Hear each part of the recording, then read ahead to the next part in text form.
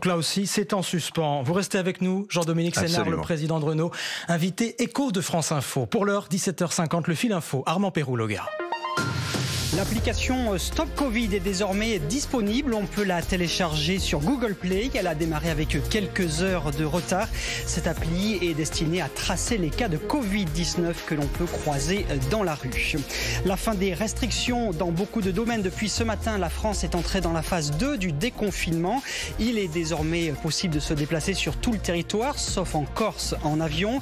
C'est aussi la réouverture des bars, cafés et restaurants sinistrés après plus de 2 mois de fermeture. Les clients reviennent, mais il faut toujours respecter un protocole sanitaire et rester en terrasse en Ile-de-France. Attention tout de même au cluster. Un foyer de contamination vient d'être découvert dans les Bouches-du-Rhône avec 30 cas positifs chez des travailleurs saisonniers espagnols. Certains ont ressenti des symptômes dès la fin de la semaine dernière.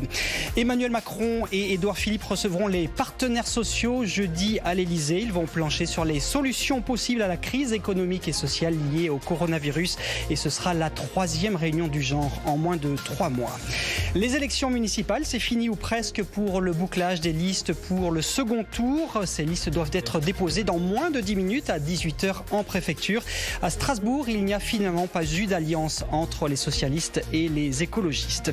Et puis aux États-Unis, Joe Biden accuse Donald Trump d'être plus préoccupé par sa réélection que par le rassemblement d'une Amérique divisée et secouée par les violences après la mort de George Floyd.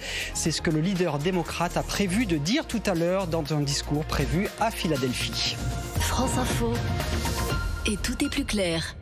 Jean-Dominique Sénard est toujours l'invité écho de France Info.